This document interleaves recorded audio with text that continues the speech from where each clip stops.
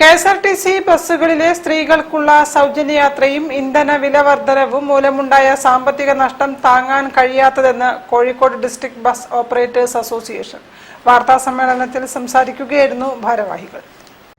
ഒരു ജീവനക്കാരന് കിട്ടുന്ന ശമ്പളം പോലും കിട്ടാത്ത ബസ് ഉടമസ്ഥന്മാരുണ്ട്.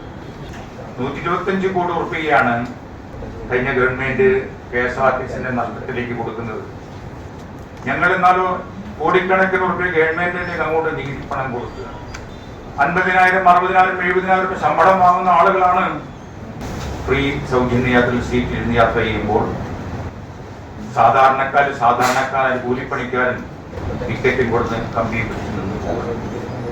ഇതിലൊരു മാനദണ്ഡം വെച്ചിട്ട് 60 വയസ്സോ 70 വയസ്സോ അർഹതപ്പെട്ട ആളുകൾ, ഇവിടെ പാലിറ്റിയിൽ വർക്കുന്ന ആശാവർക്കന്മാര്, കുടുംബശ്രീകള്, ശുചീകരണ തൊഴിലാളികൾ, വളരെ തുച്ഛമായ രീതിയിൽ ശമ്പളത്തിന് പണിയുന്നവർക്ക് ഒരു മാനദണ്ഡം വെച്ചിട്ട് ആയിക്കൂടെ ഞങ്ങൾ പറയാനുള്ളത്, ഞങ്ങളെ ഒരു വ്യവസായമായിട്ട് ഇത് അംഗീകരിക്കും. ഒരു പൊതുമേഖലാ സംവിധാനം KSRTC കൂടെ ഞങ്ങളുടെ ഒരു പൊതുമേഖല എന്ന നിലയിൽ ഉണ്ടാകുന്ന കാര്യം.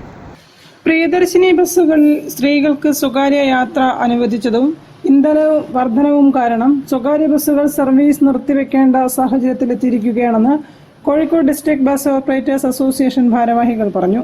പ്രതിഷേധ സൂചകമായി ജൂലൈ 2-ന് കളക്ടറേറ്റ് പടിക്കൽ മാർച്ചും നിരാഹാര സമരവും നടത്തുമെന്നും ഭാരവാഹികൾ അറിയിച്ചു.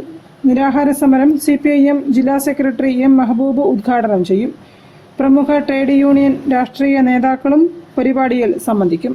വാർത്താ സമ്മേളനത്തിൽ president KT Vasudevan, general secretary TK Beerankoya എന്നിവർ സംബന്ധിച്ചു. News bureau, Kozhikode. ലഹരി എന്ന മാരക